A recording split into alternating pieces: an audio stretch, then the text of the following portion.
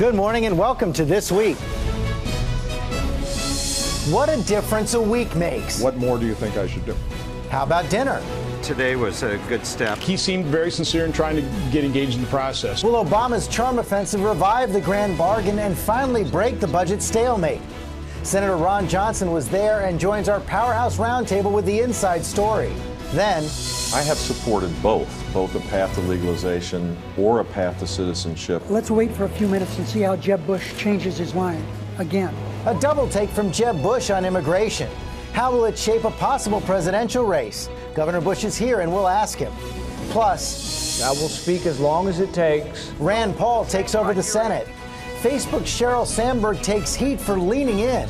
My message is not one of blaming women. And we take on all the week's politics right now. From ABC News, This Week with George Stephanopoulos.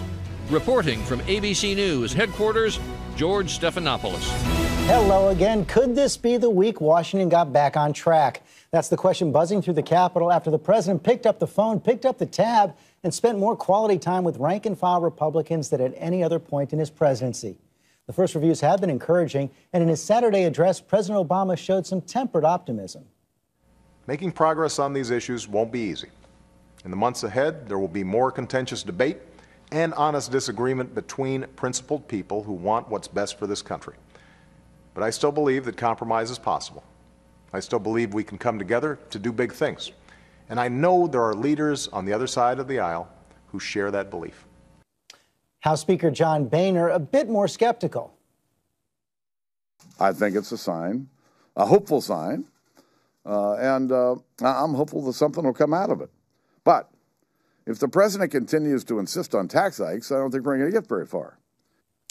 And one of those Republican senators at dinner with the president Wednesday night here on our Powerhouse Roundtable, Senator Ron Johnson of Wisconsin. George. Good morning. Also the chairwoman of the Democratic National Committee, Debbie Wasserman Schultz, Congresswoman of Florida, our own George Will, Paul Krugman of Princeton and the New York Times, and the White House correspondent for Bloomberg, Julianna Goldman. Welcome to all of you. And let me ask you, Senator, what happened there?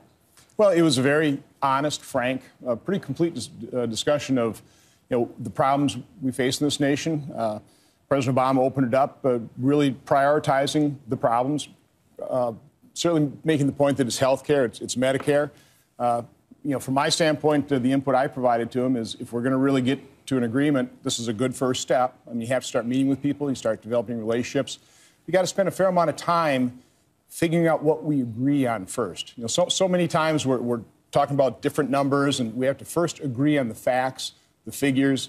One interesting point he made is he said, the problem with Medicare is about $1 of every.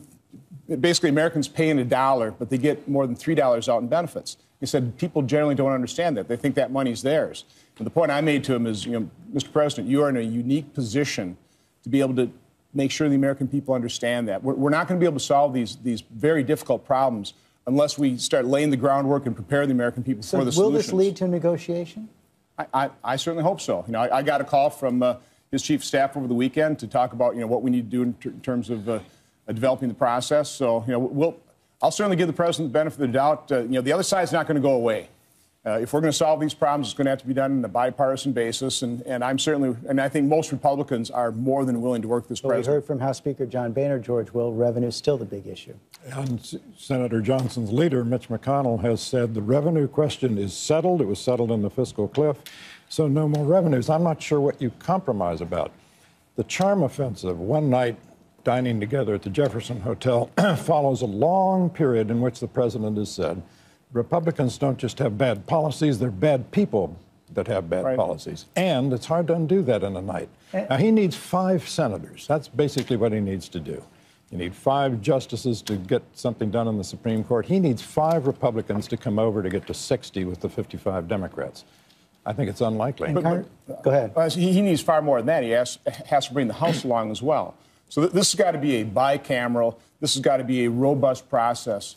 And again, you got to take that first step. And the president did that. I think Republicans reciprocated. If the president lays out more far-reaching entitlement reforms on Medicare, for example, will Democrats in the House follow him?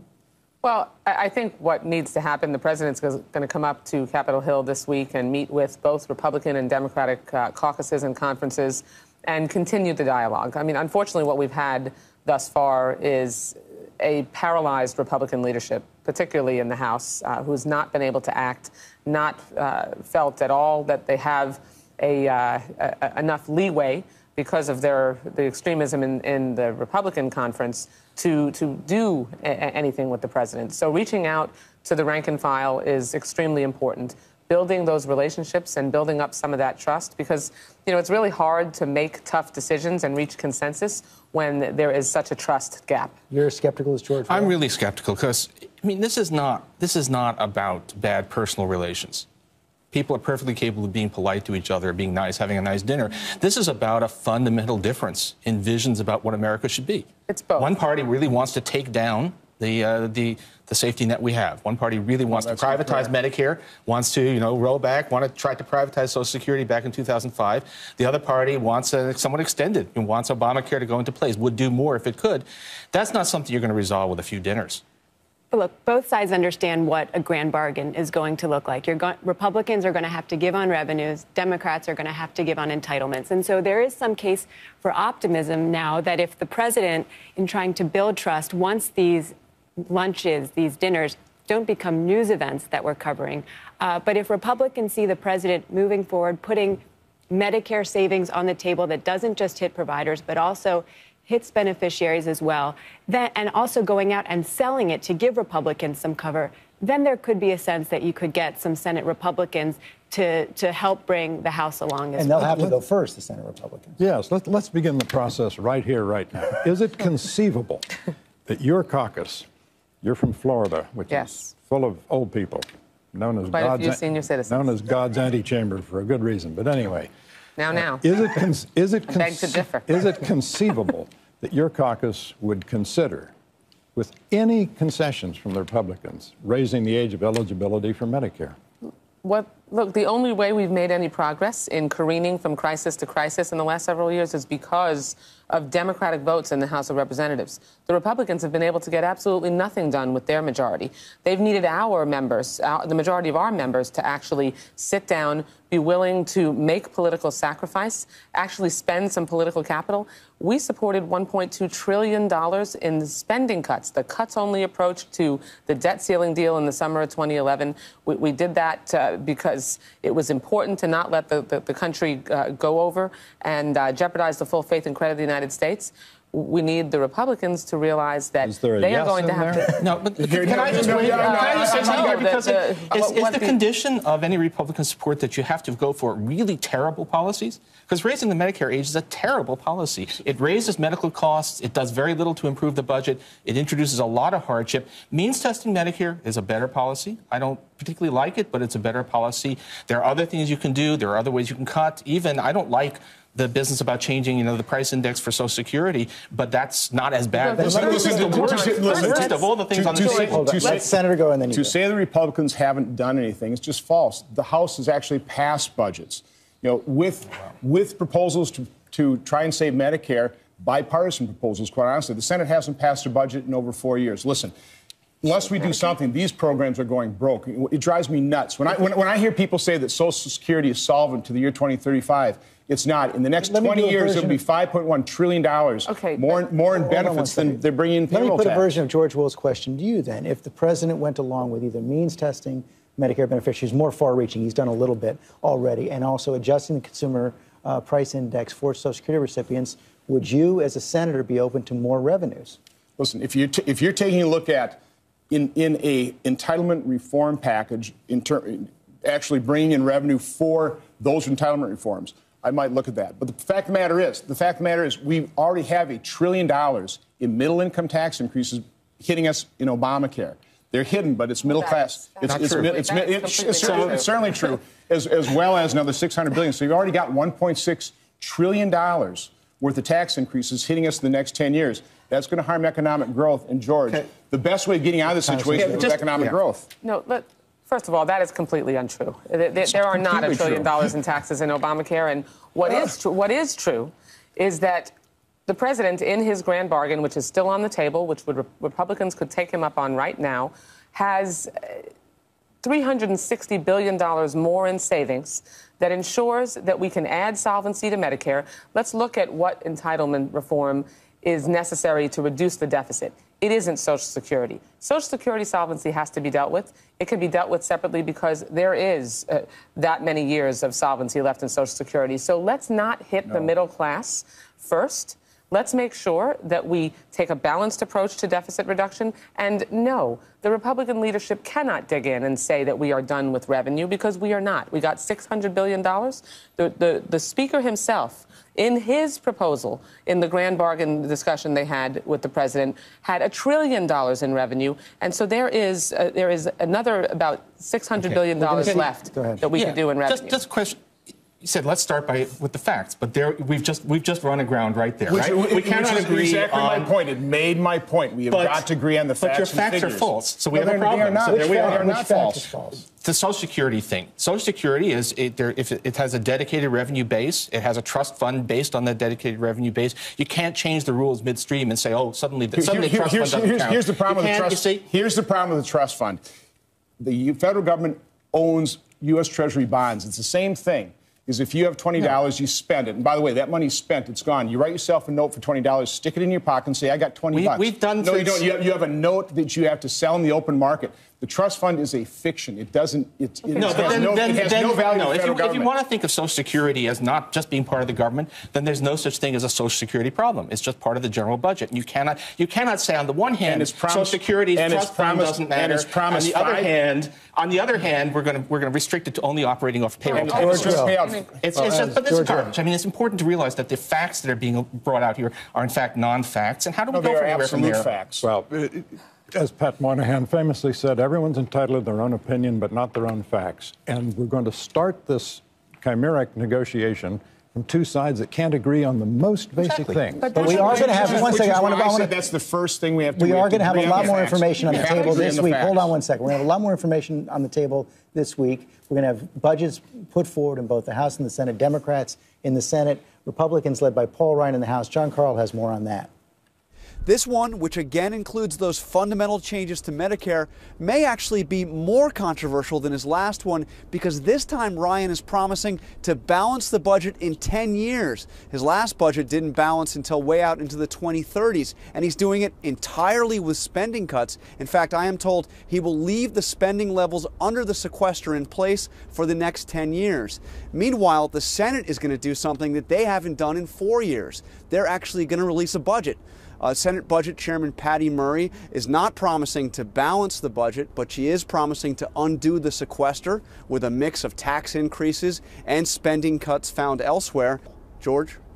Julianna, Goldman, nothing from the White House probably until April. No White House budget until April. But Paul Ryan now able to get to balance in 10 years instead of 30. In large part because the economy has been doing better. Yeah, and because he's counting the revenues from the fiscal cliff deal, $600 billion, also savings from the Affordable Care Act as well. But this is an important week for budget talks. The battle lines really are being drawn here, and we are going to see just how far apart both sides are. I think one of the questions for the White House, and this is why they started the charm offensive last week, to start softening the field here, is how they're going to respond to the Ryan budget. They say that they're going to respectfully point out the differences that they have, but the devil will be in the details of how respectful they're going to be. Nobody wants to see a replay of when the president famously gave his budget speech in 2011 and hammered Paul Ryan sitting in the front row there. And so it'll be a test of whether this civility will continue. So, George, we're going to have everything on the table probably by the end of the week, but my guess is that everyone in both the House and the Senate is still going to be hanging back till the summer to wait and see what really happens when the sequester starts to kick in. And then when we face this next deadline, the government running out of its borrowing authority sometime this summer. The Republicans like the sequester so far, but so far they like the sequester. And when Senator Murray begins by saying we're going to end the sequester, she's saying we're going to end the one thing Republicans think they've won in the last year in Washington. Are they going to like it in June? No, because this is, people talk, the sequester is mostly falling on discretionary spending. Discretionary spending is easy to cut because you just say, let's cut that number until you start to see the consequences. And it will start to build. And it won't just be White House tours. It'll be air traffic delays. It'll be, it'll be a lot of things that people actually value. In some ways, some of my liberal friends are actually also in a way welcoming the sequester because they think that as the effects kick in, it'll remind people why actually we need a government that does its job. And we'll put more pressure on defense, which could cause some trouble. And of course, that's the problem. 65% of the budget is off the budget. It's not. It's on automatic pilot. If you ran a business that way and basically said, healthcare, don't worry about what we're spending on that, spend whatever. Same with retirement. You'd be bankrupt in no time. The fact of the matter is the federal government is bankrupt. The only reason it's not functionally bankrupt is because we can print money, and that's what we're doing. Can I say something the overhang. about the state of the budget? There's a remarkable document that almost nobody noticed, came out yesterday from the Congressional Budget Office about the budget.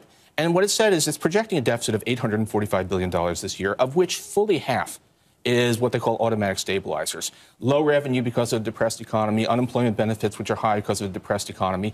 With a fully recovered economy, the budget deficit would be down to about $420 billion, which is, in fact, a level that is consistent with a stable debt position. It is government out of the way, and we'll have the cyclically adjusted budget deficit now is back to what it was in 2006, back to what it was during the height of the housing bubble. So we are, in fact, we have already basically brought the budget under control, and nobody noticed. For the next 10 years. What CBO has also said is that if we don't replace this, if the sequester remains, we'll lose about 750,000 jobs. Evidence that a cuts-only approach like the sequester, particularly one that is indiscriminate, takes a meat-axe approach instead of a targeted, responsible approach to spending cuts with balance from closing tax loopholes that only benefit the wealthy and using that to reduce the deficit.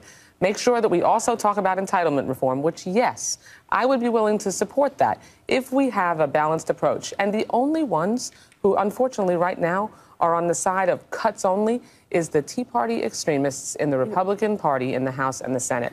Sequestration is a lose-lose for both sides. For Republicans, to the extent that they're seen as uncompromising to a fault, this is just going to hurt the brand even more. For the president, we're seeing robust job growth, great trends in the economy right now, and the sequester shoe has yet to drop. And to the extent that it starts shedding 750,000 jobs a year to push the economy back, that's bad for the president, will this, and that's one of the questions, that we saw this robust jobs report this week. Is this going to actually make the sequester less George, I don't think the sequester is going to be. I don't think the problem is going to be the fact that it hits the economy, although it will hit the economy. And it's a real shame because it looks like finally the engine is really catching. And just at the moment the engine is catching, somebody is pulling the plug. To make At what point do we restrain the growth in government? At what point? Spending growth has been exceptionally low under Obama. We just need to say that. We're up 23% of our economy in terms of government. With your adjective about the robust growth? If the workforce participation rate were as high today as it was just 12 months ago, the unemployment rate would be 8.3%. If the workforce participation rate were as high today as it was when Mr. Obama was inaugurated, the unemployment rate would be over 10%. The counter-argument to that would be if all the government jobs weren't cut, the unemployment rate would be low. And we are still 3.1 million jobs below the high point in November 2007. 3.1 million jobs. And the fact is, the average growth after 13 quarters post-World War II recession or recovery is over 18%. Under Ronald Reagan, 19%. Under Obama, it's about 7% because of all the regulations. And because of the detour we were in. Our friends on the other side of the aisle, ununfortunately, like the senator, continue to root for our economy to not be doing as well. The fact is we've had 37 straight months of job growth in the private sector. 4 of the last 5 months have been 200,000 plus jobs a month. Look, I want to start where we began, which is that there is a trust deficit between the two sides. I am someone... Big differences that have been displayed here for the last 18 months. So let's agree on numbers first. No. That's the problem. Turns out, not if you won't tell me. Hold on.